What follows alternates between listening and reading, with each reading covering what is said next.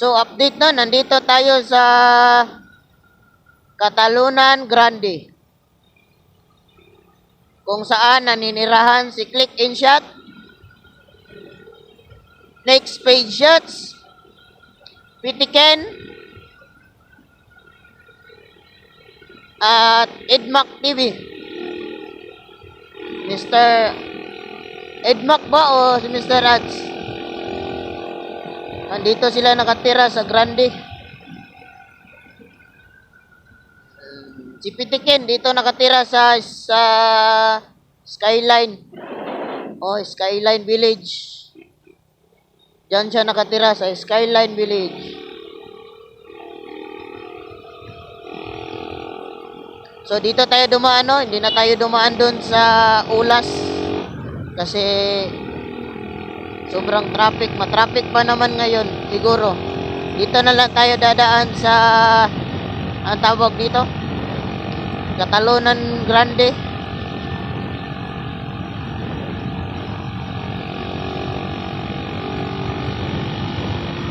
So, meron na pala tayong sticker, no?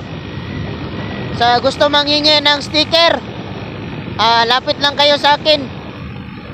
Mamaya, doon sa charity natin. Meron akong nalang sticker at saka yung sponsor natin na kasamahan din natin na yung page niya dati is tawag doon si Ride si Sonic from Japan. Ngayon, yung page niya ngayon is Hardol Click Moto. Sana suportahan natin yung Facebook page niya, no? Hardol Click Moto. Yan yung bagong page niya. Sa ngayon, nandun siya sa Japan.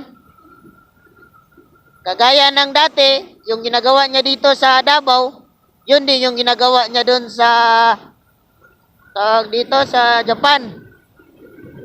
Yung namimitik o nangunguha ng litrato sa daan. Yun yung kanya ginagawa niya pa rin dun. So, nandito na pala tayo sa traffic light.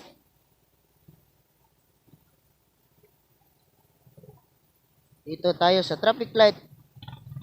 Bilis. Umilaw ka agad.